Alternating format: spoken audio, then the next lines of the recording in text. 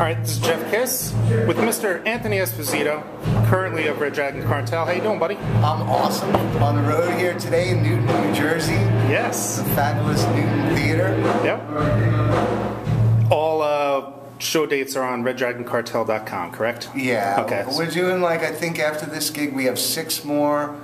Then we end up August 1st, and then we have all month of August off. Okay. And in September we're doing 2 or 3 shows.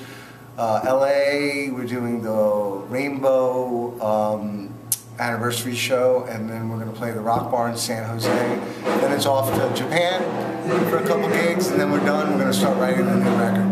Okay, so there is a new record. Yeah. Excellent. That was one of my questions. Yep.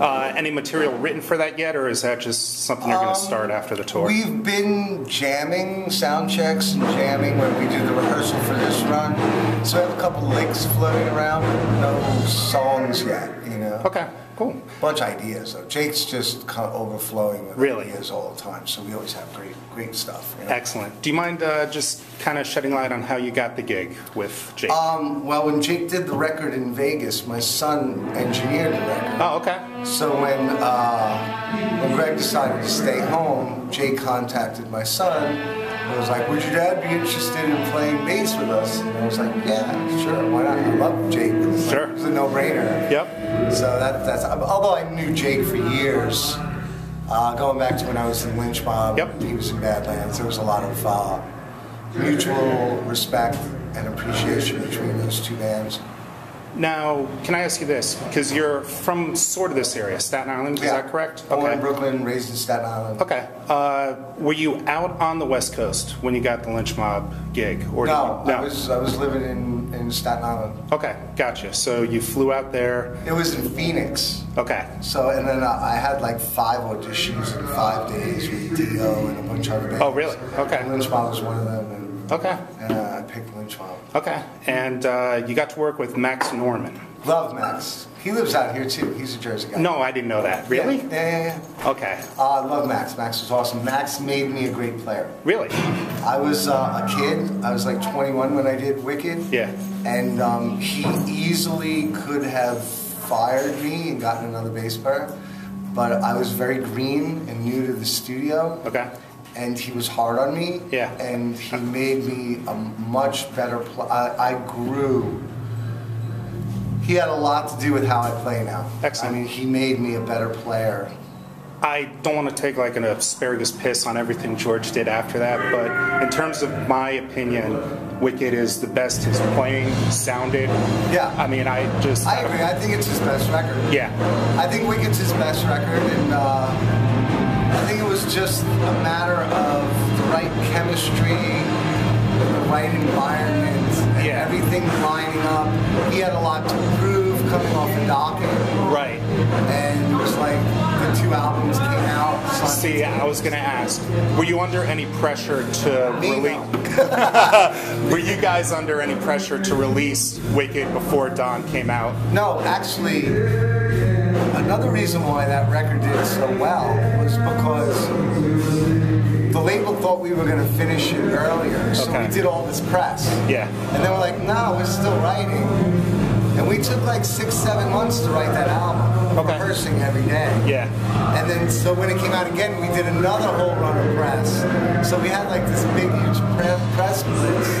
Not that I don't think Wicked needed that to be better than Don's album. Right. But Wicked was just a great, it took time to build. It wasn't like one of those, here's a lick, oh, it's a song. No, we worked. And Max worked with us in Phoenix for like 6 months. Okay. Like we went through, and in the beginning also Neil Kernan was involved. Okay. And then he sort of split. Max took over the reins by himself. Gotcha. Okay. This isn't on the Wikipedia page. Like I said, I'm a big fan. Correct me if I'm wrong. You're out in Phoenix. Did you guys go out as a band called the Gay Black Nazi Bikers for Christ? Am I right? We wanted to play a couple of shows where nobody would show up. Okay. So we figured let's pick the worst band name ever. Did I get it right? Yeah, Gay Black Nazi Bikers for Christ. Okay. We tried to what would piss everybody off so nobody would show up. Yeah. We had like 3 or 4 nights. We had like 3 or 4 nights in a venue. And it ended up selling out because everybody wanted to know what the hell band was called this. And then they showed up and it was us. Like, and they're like, oh my God, it's George fucking Lynch, you know? Like, yeah. Excellent. I still have the laminate. Do you really? I was going to say, do you have any T-shirts? Yeah. Did you guys print up T-shirts? No. Oh, okay. Because they were kind of like tune-up gigs. Okay, gotcha. I've heard George in interviews say when he's in a band, everything's equal. Was that the case for Wicked in terms of 25 per? Okay. The reason why I picked Lynch Mob, and I didn't pick the other gigs, Okay. because I got all of them, You did. was because Lynch Mob was an equal membership on paper. Gotcha. How it ended up Yeah. was far from that. Okay. But I think it's like communism. It's a good principle that looks good on paper, but it doesn't. But it doesn't work out. Okay. And it wasn't. It never was like that. Okay. Never was. Okay. Just going to your Ace Frehley gig, you were a lot more than just a bass player for Ace Frehley, right? Yeah. You kind of put the band together. Yeah, I was kind of like tour manager, stage manager, merch guy, musical director, co-producer, and bass player. Okay. It's a lot. In that order. Yeah. Okay. As far as so work, bass player was. as far as work went, it was a lot easier. Bass player was last on the list. Than it was to do all the other things. Okay. But yeah, no, yeah, I put my heart and soul in that, and you know, I think it showed for the time that I was involved in it, the presentation of the show, and the set list, and the quality of the musicianship, and I think, and that record, Anomaly, I love that record. I'll stand by that. And I think that I left my mark, I did my time, and I got fired for don't know what the reason is. Okay. Nobody ever told me the reason. All right. So I don't know. He moved west, and I got left east. Okay. Was one of the people you were thinking about getting in the band Jason Hook? Oh, he was in it. He was in it. Jason and I did a brief minute in Bullet Boys. Okay. And Jason and Jimmy were in it at the time, Jimmy Deanda. And Jason and I became really good friends. We're still good friends. Yeah. And I knew he was an Ace Frehley freak. He's a Kiss freak. So so I was like, okay, I got Coogan, let me get Hooker, and me. And it was a snowstorm, and I had a studio on 27th and 7th, and Hooker and Coogan stayed at my house in my apartment in Chinatown. We did the audition run at my studio on 27th Street, and I remember because I knew it would make Hooker's lifetime if I got him up to Ace's house. Gotcha. So like, yo, close that door, please. Oh. Anyway, so I knew that it would like make his life if I got him to Ace's house. Yeah. So I called up Ace and I'm like, you know, did you take it? He's like, oh, I love the band, Poppy. I love the guys. Which, by the way, spot on Ace impression, by the way. So I'm like, listen, you know, like they're in town for another 2 days. Do you want us to jump on Amtrak and go up to Austin? Shut the door! Thank you. Sorry. No problem. So I wanted to get Hooker up to Ace's house. So I called Ace and I'm like, they're in town for another couple of days. Why don't we come up and jam at your house? So we came up there and Jason got to go through his guitar collection and like. Excellent. So, yeah. First concert as a kid, was it Kiss? 78. It was. Okay. So that had to blow your mind. How old are you? 78? 48. Well, no, when you're a kid seeing Kiss. 11. Okay. And now, 30 years later, you're working. Well, the funny thing is, the first gig I ever did was my 5th grade talent show. Okay. And I did 2 Ramones songs and 2 Kiss songs. Yep. I was in a band called Remains with D.B. Markey and C.J. Ramone. Okay. And I played the 2 Ramones songs with them. Yep. And then I played the 2 Kiss songs. Parasite Lady. Parasite was one. Okay. I love those. Okay, gotcha. And I played those with Ace, so it kind of worked full circle. Okay. Kind of cool. Nice. These questions are just from all over the place, okay? So, grew up a Staten Island sports fan? Yeah. Jets? Yes. I was a Jets season ticket holder. My dad had his season tickets since the Titans. And then when they went into Shea, I got my season ticket when I was 4. Okay. And then we moved with the team to Giants Stadium. Yeah. And then we were there, and my father passed away, and I let the tickets go. Okay. And they called us. They're like, "Oh, Mr. Esposito, you have very high on the seniority list. Why are you giving up Was your it the tickets?" PSL bullshit? No, I said 2 words, and they go, "What?" I'm like, "Tim Tebow." Oh, I'm really? like, now we have 2 quarterbacks that can't throw 15 yards, and they're like, and the guy was so funny because he was like, try to talk me. He's like, "We'll move you down to the mezzanine. The mezzanine. We'll give you free parking. We won't charge you for preseason games." Okay. And I'm like, "No." He's like, "I understand." Yeah. See, I'm a Steeler fan, so the only game that guy showed up was in the playoffs, and he was throwing darts. And I was like, "Yeah, exactly. Where the hell did that come from?" I like the Steelers. I live in PA now, so you do. Okay. I'm in Gettysburg. Okay. So it's kind of like in between this split between Eagles and Steelers. Yeah, you're right in the middle there. The local bar is like rivalry between it's green and black and gold on one. It's like, but I'm a Jet fan. Okay. Football, baseball, I'm Yankees. You are. Okay. Got to keep the yin and the yang. Yeah, see, it's winter usually I lose, the summer I win. It's usually Mets and Jets. No, Yeah. I got to keep my sanity between the Yankees. Basketball, Knicks, obviously. Okay. The studio was 3 blocks from the Garden. Yeah. And then Hockey fan? this is the kicker. The kicker is in hockey. I'm a Flyer fan. You are. Okay. Because growing up, when I was a kid, the Rangers did this really bad Sassoon commercial where they would Ron Duguay. and they would ooh la la, and they stuck their ass and they were wearing game sweaters. That was a game changer for you? And well, that was the Broad Street Bullies, and you had Clark with no teeth and Schultz, and like I'm gonna root for those guys, not the guys skating around with their asses hanging out. Have we ever seen Ron Duguay and John Bon Jovi in the same room? No. No, exactly. I think they're one and the same. As you're on stage and performing, how annoying is it people videotaping the whole fucking show? I love it. You love it? Yeah. Really? Sure. Okay. Even though you only see the bad videos on YouTube, right? I don't. I got a responsibility to do my job and play well every night. Yep. If I hit a clinker, I'm human. Everybody's human. Sure. Nobody goes through life and doesn't make mistakes.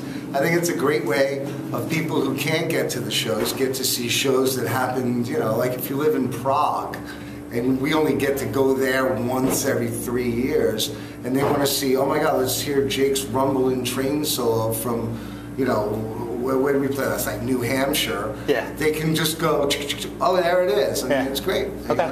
I think it's great. It's awesome. Excellent. The band Pisser. Is that still going on? Is that I'm not involved in it. You're not? Okay, No. you're done. Okay. I don't know. I haven't been involved in it in almost 2 years. Okay, gotcha. So Okay. that's old hat. Gotcha. But, All right. I've been producing a lot. Like I'm going to do Tantric, new record. Okay. And then I have this girl's that I moved the studio from New York onto a horse ranch right above Gettysburg. Okay. And bands come and stay at the ranch and record. And the studio's in my guest house, and the big house that everybody stays in there. Yep. We're actually going there tomorrow we have 3 days off. Everybody's going back to the ranch, hang out and stuff. Excellent. But it's kind of cool. So I have this female artist I'm working with. We stop August 1st. She's August 1st to the 14th. Then I have Tantra coming in after that, and then we go to Japan, and then Jake's coming back with Jonas, the drummer, and we're going to start writing the new Red Dragon record. So it's a good balance, live studio thingy. Before the age of cell phones, with everyone recording everything, did Lynch Mob ever have an experience with someone bootlegging a show like Rerun from What's Happening with the Doobie Brothers? How's that for a reference? Yeah, there's tons of Lynch Mob stuff out there. Okay. Because it seems to me everyone wants that era band, like that Lynch Mob band. The fans took it to heart, the 4 of us. And he's still going out with all these other guys, and it's not the real thing. So it's like I got people calling me, and I was the collector. I have VHS tapes and board DAT tapes from every show from the Wicked tour. And this is the 25th anniversary. Okay. So I called George, Yep. Oni, Mick and Max Norman. Okay. And I said, okay, let's get the original lineup back together. Let's do a new record. And let's go out and tour the world once. Yep. Original lineup, play everything off Wicked, and play everything off the new 25th anniversary record. Okay. Original lineup. Mick was like, I didn't have to finish the sentence. And Mick was like, I'm in. He was in. Max is like, I always wanted to do the follow-up record. I was pissed off when you chose Keith Olsen. I'm in, I'm doing it. Yep. Oni was like, I'd love to do it.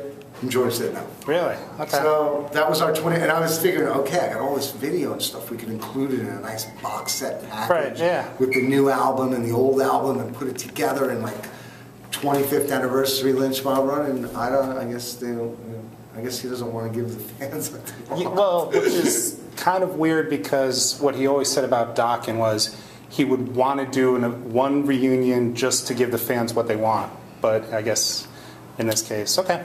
I know it's kind of weird because they're actively out as Lynch Mob. Right.